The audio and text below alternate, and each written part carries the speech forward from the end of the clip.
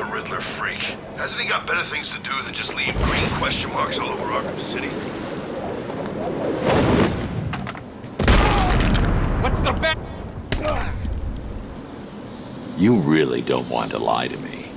Tell me about Riddler. I don't know much, but I'll tell you everything. Don't hurt me. If you're lying, I'll come find you.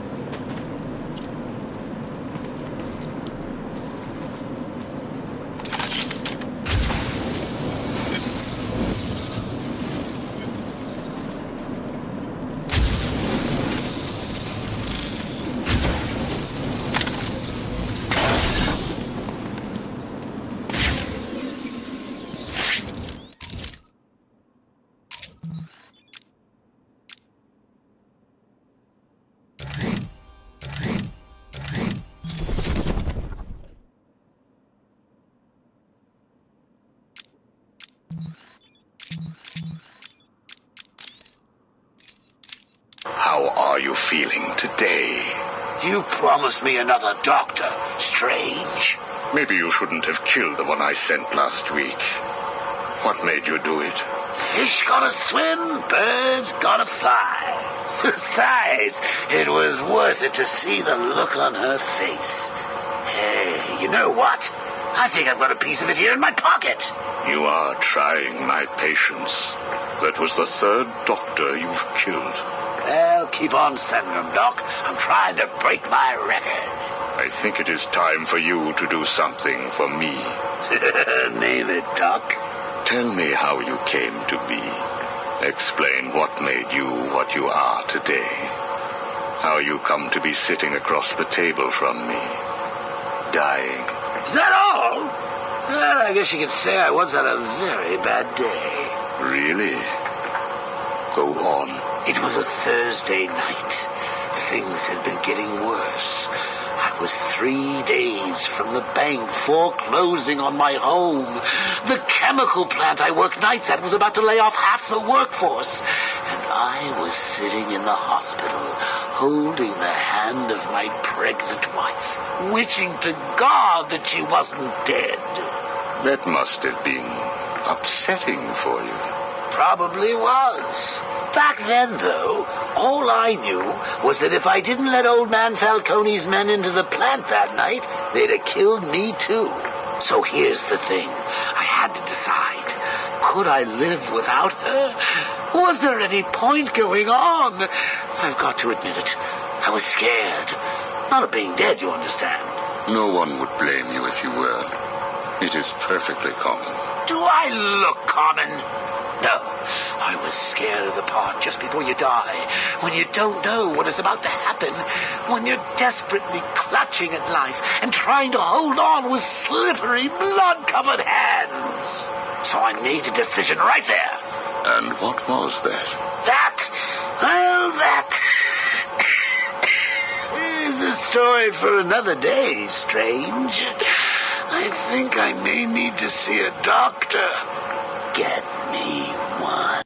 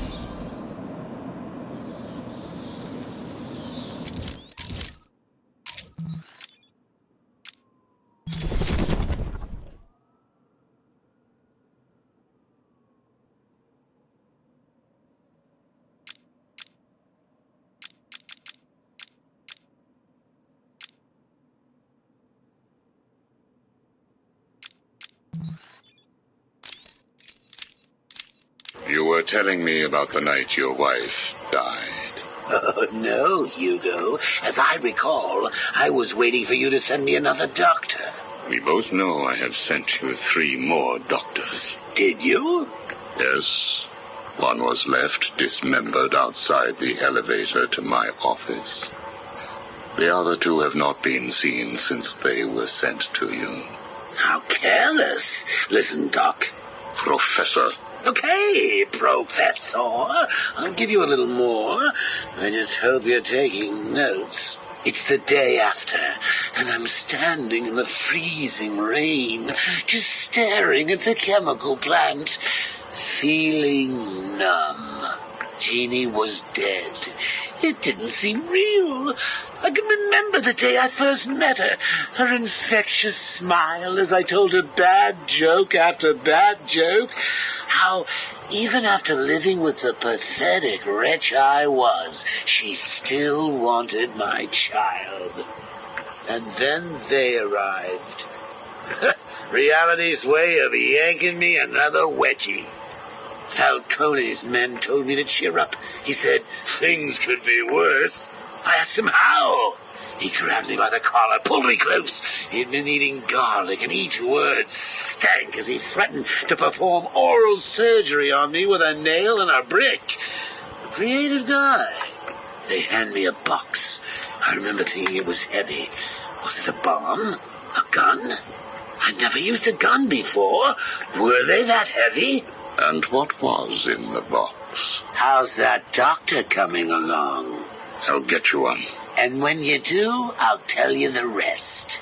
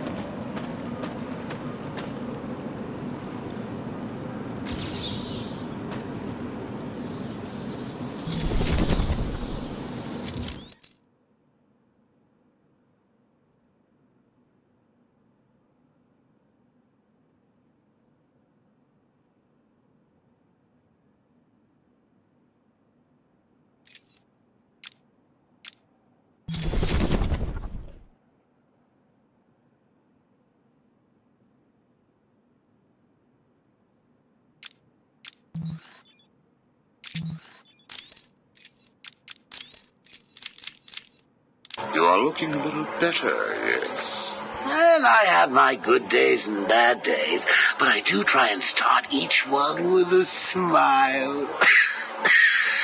Are you ready to continue your story? Yeah, why not? So where was I? The box. Ah, yes, the box. So there I was, tearing open this box, expecting the worst. And all it had in it was a crazy red dome and a cloak. I thought they were having a joke with me, but oh no. They made me put it on. They said it was a disguise. It would keep me safe. It smelled like garlic. And that was it, really. I was dressed up like a spaceman, barely able to see, trying to break into the one place in this town that had given me a job. Have you ever tried to walk with an enormous fishbowl on your head? Don't answer that. It's hard. I couldn't see where I was going. I must have tripped one of the alarms. I heard muffled gunfire. I panicked and tried to run. And then I saw him. Who? Batman. Really? Yes, really. Batman tried to hit me. I moved out of the way, but, well, what you need to understand is I had this giant bowl on my head, and I lost my balance. It's like life, really. One minute everything's bad, the next your wife's dead and you're hanging on for dear life, suspended over a tank of experimental chemicals. I'm sure he'd say he tried to save me, but we all know he didn't. I fell. For a second, just as I hit the surface, I thought I may just get away with this. I assume that wasn't the case. Do I look like I got away with it?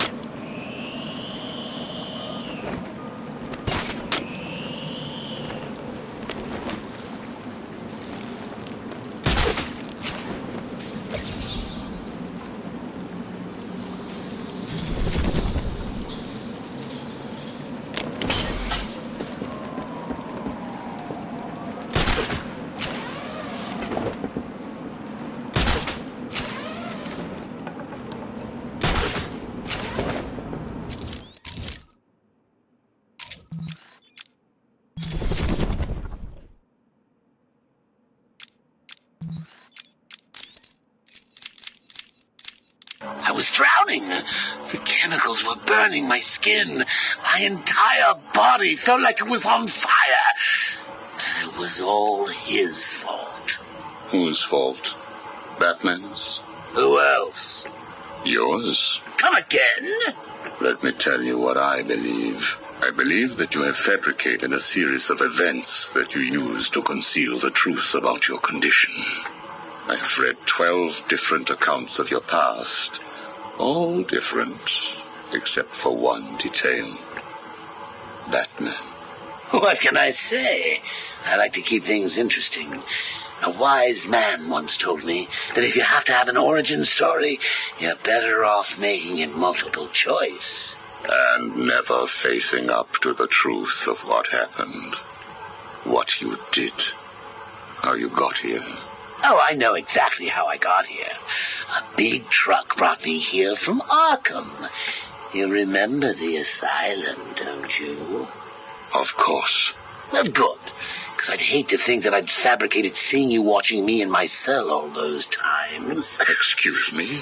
Hugo, you merry maniac. You were obsessed with me. You all were trying to get in here. Next thing you'll tell me it wasn't you who sent old Sharpie over the edge. Nice work, by the way. Thank you. So here's the thing. If you want to make sure that no one else finds out about your past, you should start poking your nose into mine. Oh, and send me another doc. I think I need a second opinion.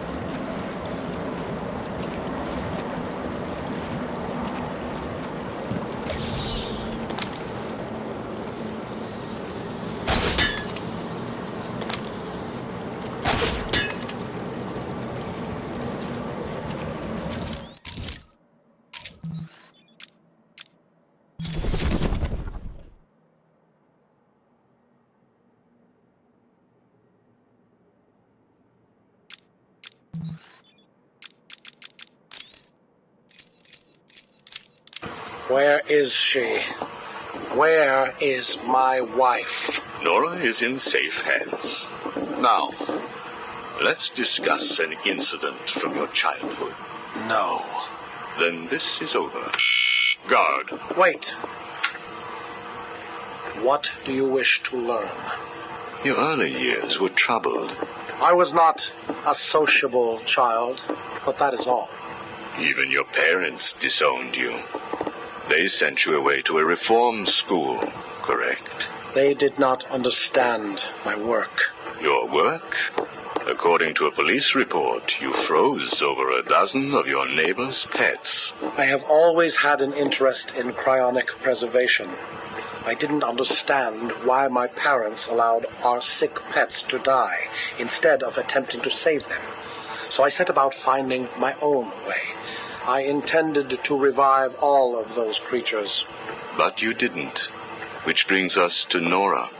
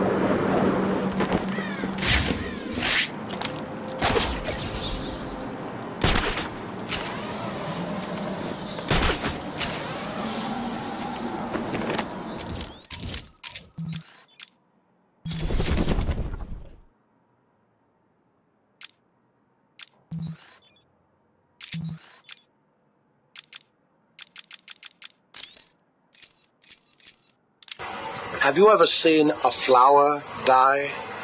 Watched something that was once so beautiful, so full of life, collapse and rot from within? You refer to Nora's illness. It seems like yesterday when I first found her. It all happened so quickly.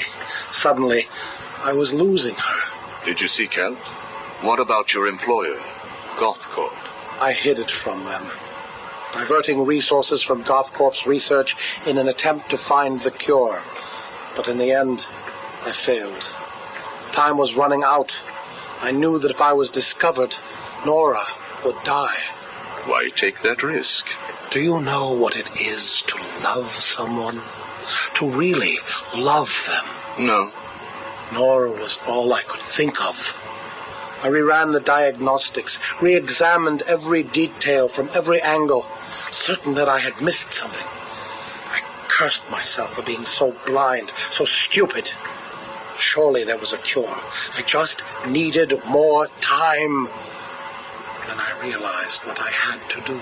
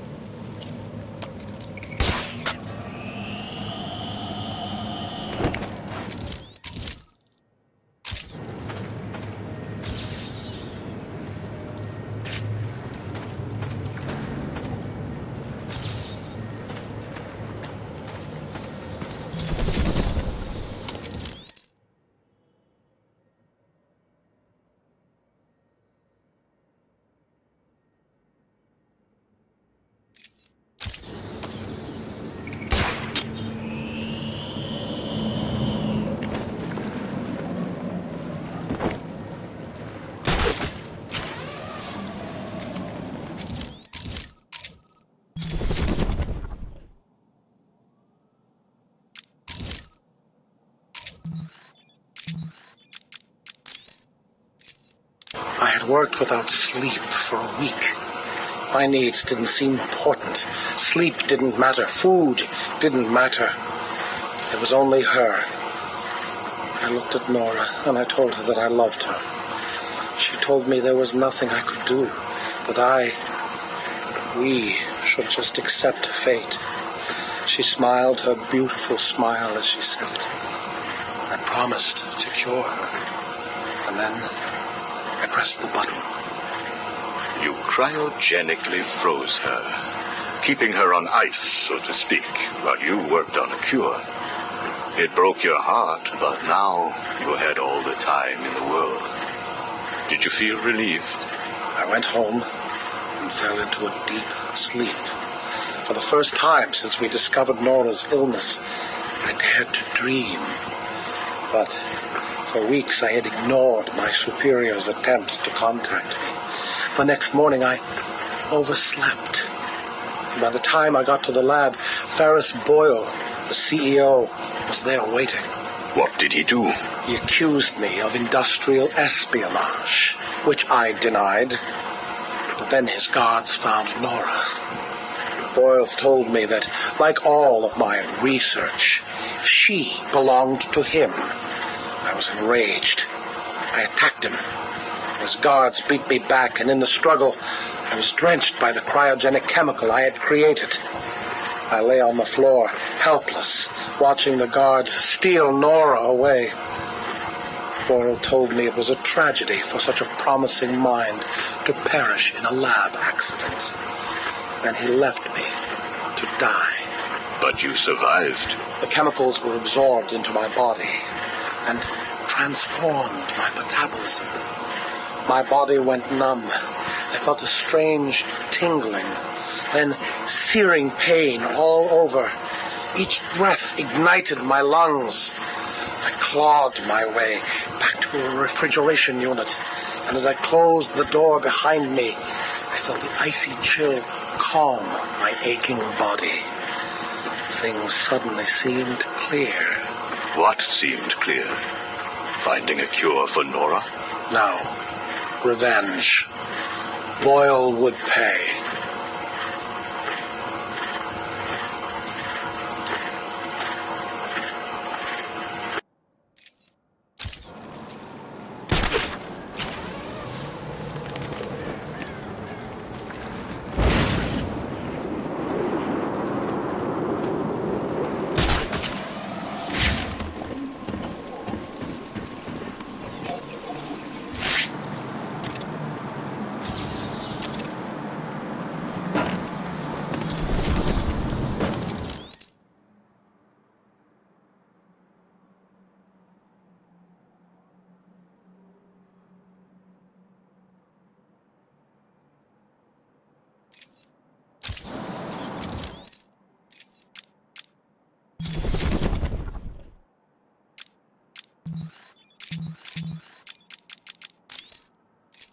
You failed to kill Ferris Boyle, though, didn't you?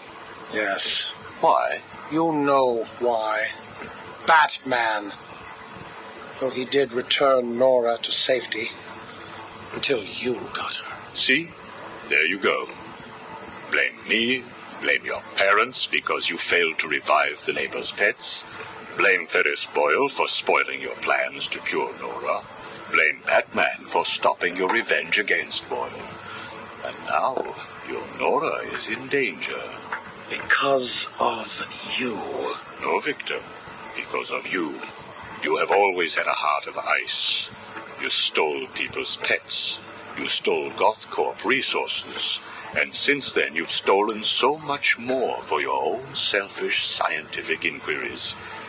If you had shared your genius with others, devoted your energy to medicine instead of crime, perhaps your ice princess would be at home now, preparing you a hot meal, instead of being delivered to the Joker.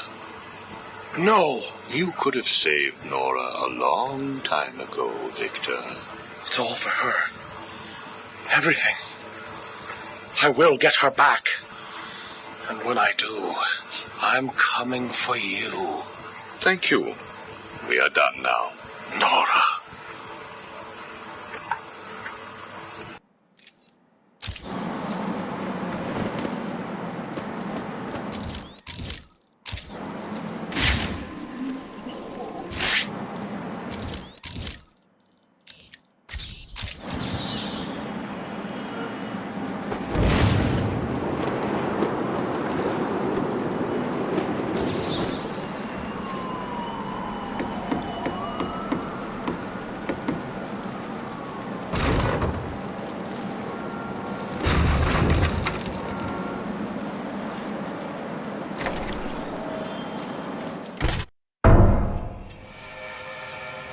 What's good for me and potentially fatal for you, Dark Knight?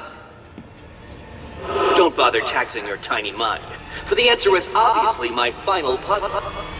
Will you save the ignorant guard? I'll be shocked if you do.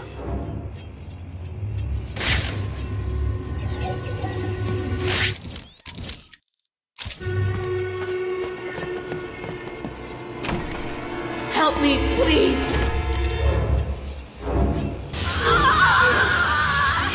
As you can see, Dark Knight, that ignorant guard is currently experiencing the shocking sensation of her own mortality. Can you help her without experiencing yours?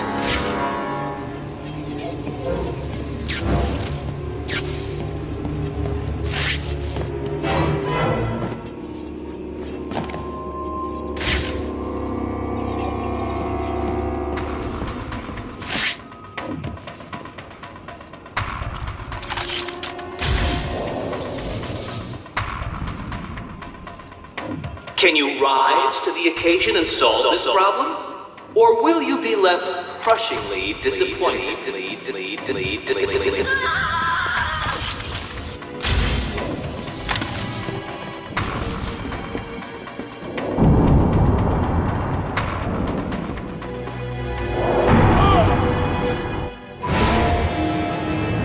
What's wrong?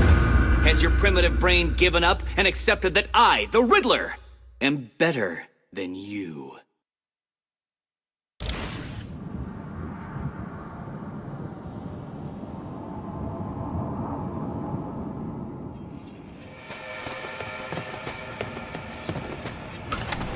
Help me, please!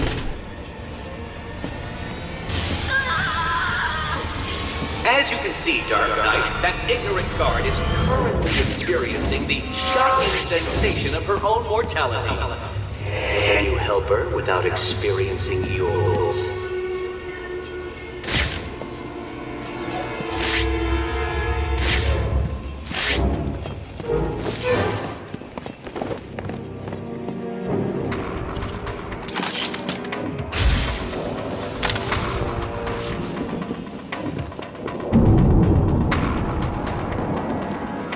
Can you rise to the occasion and solve this problem? Or will you be left crushingly disappointed?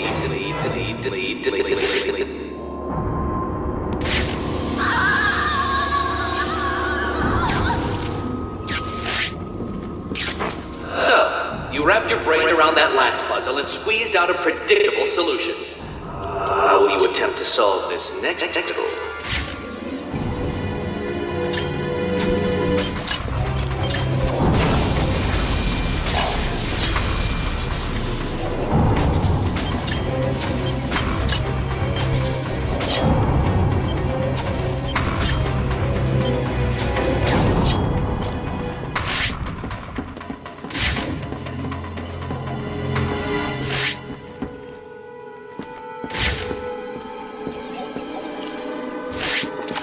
How long should I wait before telling you the answer?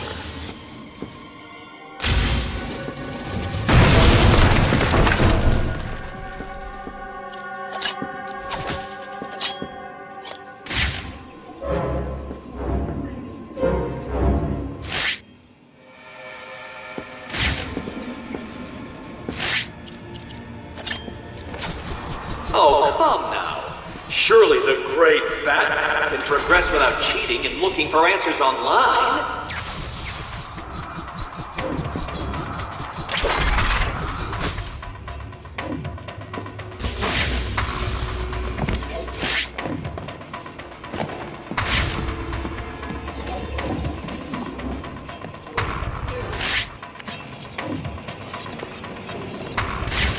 I am shocked at your inability to progress, Dark Knight. A rat could beat this room with only a piece of cheese as motivation.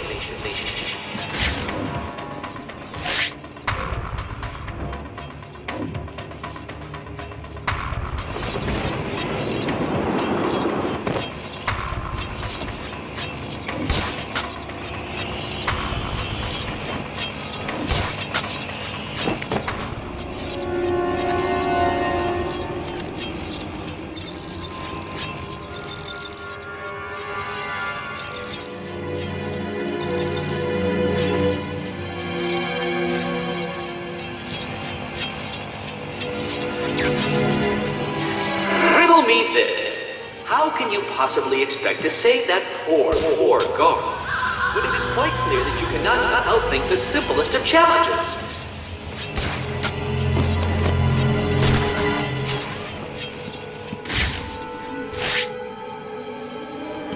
Do you need to call a friend? Why bother? I'm sure we don't have it.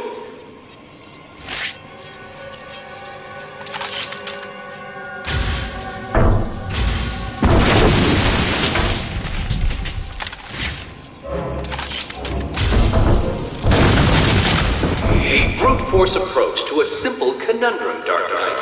How predictable.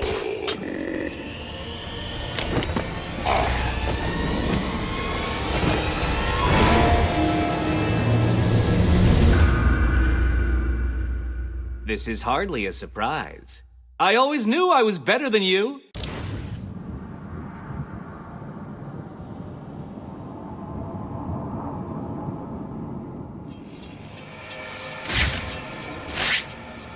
Do you need help, Dark Knight?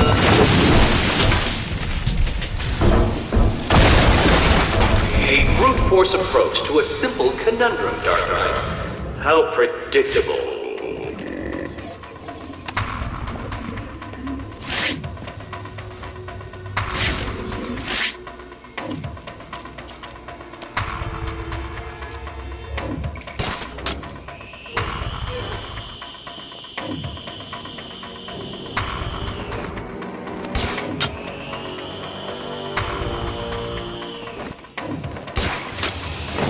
supposed to do that? That room was impossible. How did you... Oh, this isn't over, Dark Knight. You may have defeated me tonight, but I'll be back.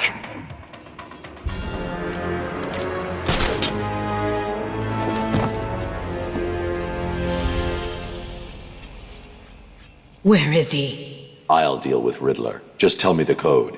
Code? He gave everyone else a code. Why didn't he give you one? He sounded like he thought you'd die in here. I guess he was wrong. Is there anything I can do? No. Get back to the church when you can. Oracle, we've got a problem. I solved the last Riddler room, but there wasn't a radio frequency. What's he up to? I don't think he thought I'd defeat his last room. That's good, right? He's still got hostages from the church. If they're still alive, I need to find them. Search every record about the buildings he's used so far. There may be a connection there.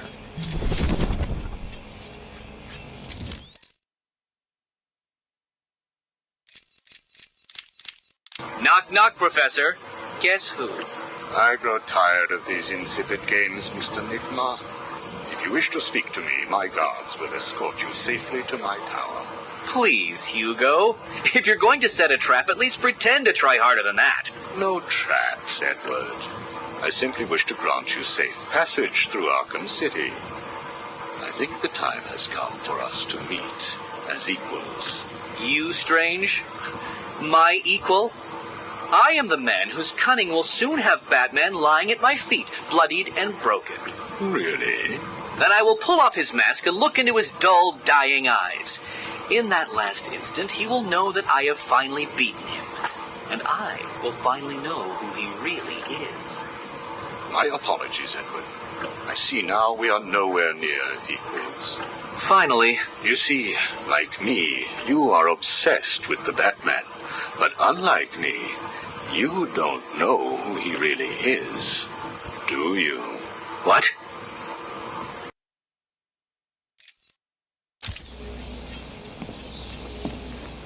I'll rest up here, then head back to the church.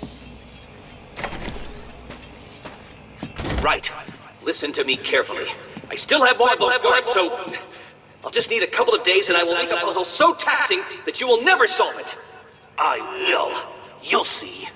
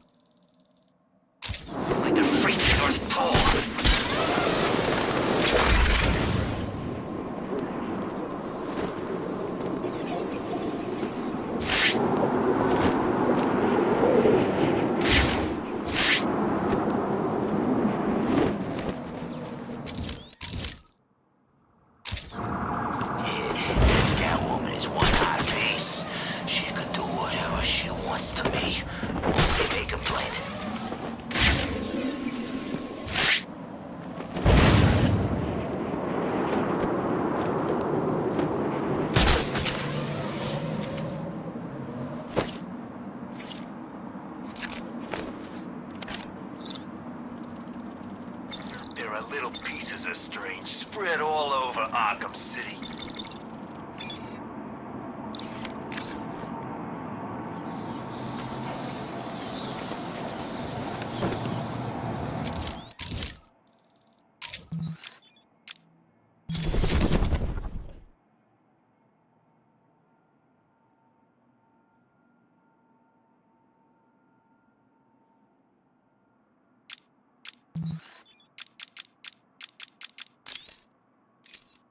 Take a seat, Mr. Cobblepot. What is it now, Strange? I wanted to talk about your apparent hatred of the Waynes. Your outburst last time was most interesting.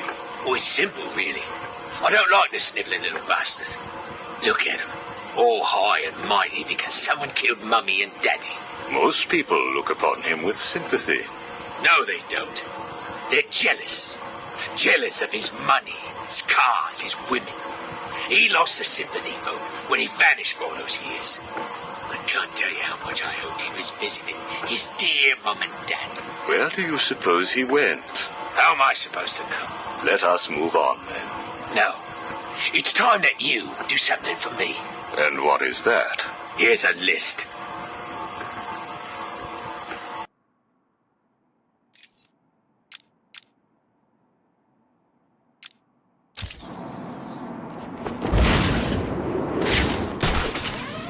Hell. No food, no safety, and every lousy thug fighting for control.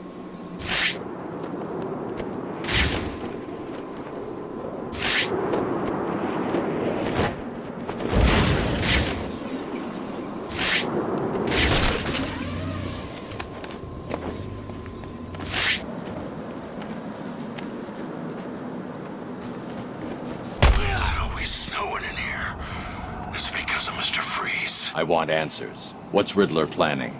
No, please! This is all he told me! Thanks.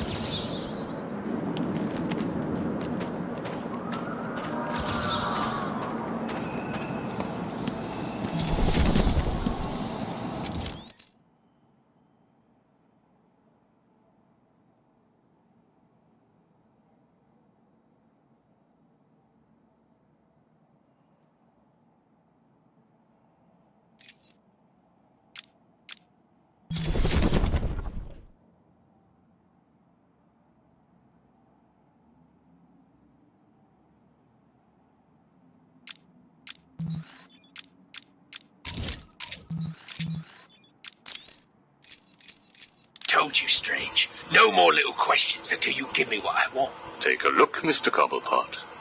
Here is a purchase order for the various firearms you require. I must say, you chose an exotic selection. I only take the best. A wise strategy. So what's yours? Excuse me? What are you up to? Why would you give me of all people, guns, explosives, all this stuff? Arkham City is an experiment, Mr. Cobblepot. A new way of thinking. We've separated you from society, so I am more than willing to study the results if you all just decide to kill each other. Besides, your feud with the Joker is intriguing. I was here first. I bought my museum in the Iceberg Lounge fair and square. It was you and that Mayo who stuck us all together. Again, you refer to owning things. Quite fascinating. I believe we gave you the opportunity to leave.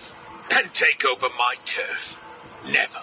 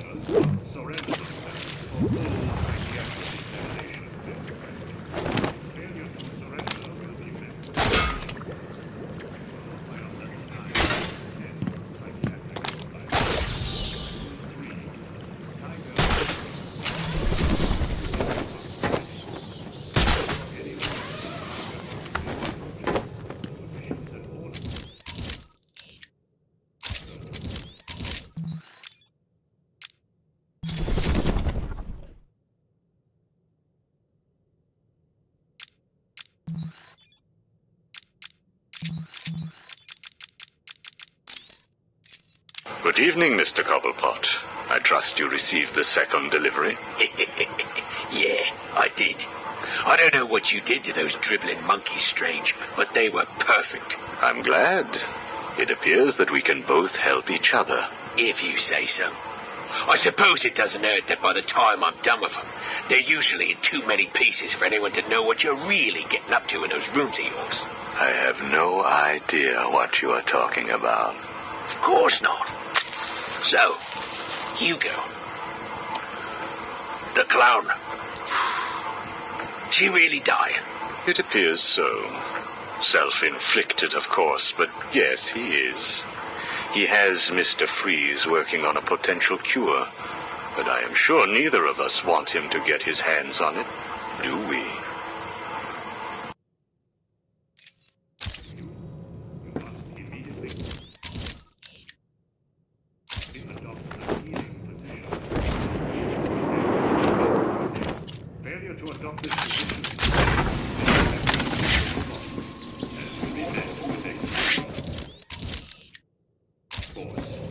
Rules are mandatory, and by the power vested in me, by the people of Gotham City, lawful.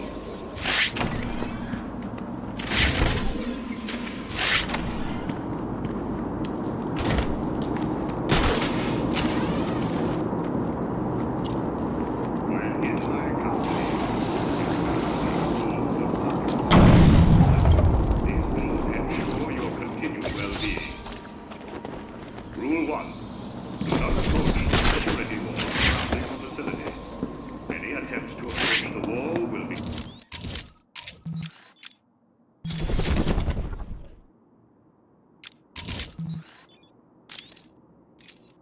We're ready. Good. Now, one last thing. Your face. It's beautiful, isn't it? The eye. I believe it was the result of a bar brawl, correct? Torag got lucky. He got his, though. He took my eye. I took both of his. Left him trying to walk across the Gotham freeway at rush hour. Hilarious. You're a rich man, Mr. Cobblepot. You could have had that glass removed. They said it was impossible. And what the hell? I think it gives me a more unique look. Know what I mean? Now, where is Freeze? He's right here, in the room next door. You can take him with you. Are you familiar with the term Napoleon complex? No. What is it? It's nothing. Oh, and one last thing. Here is a list of 10 prisoners I believe work for you. Yeah? So what? You want to saw their heads open and scoop out their brains too? No. I just thought you'd like to know that they are all in the employ of the GCPD. What? I believe you know what to do with them. I don't like being spied on, Mr. Cobblepot. Good night. Considered an act of escape and will be met with extreme force. Rule 2. All prisoners must surrender. Psychiatric examination. Failure to surrender will...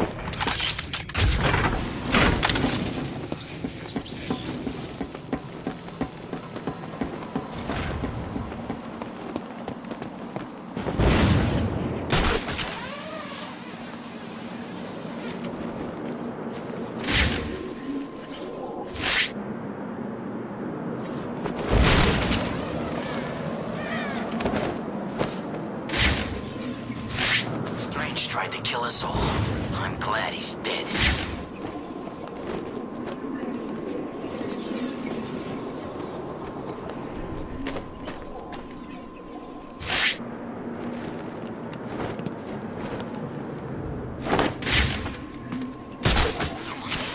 Turn on the heat.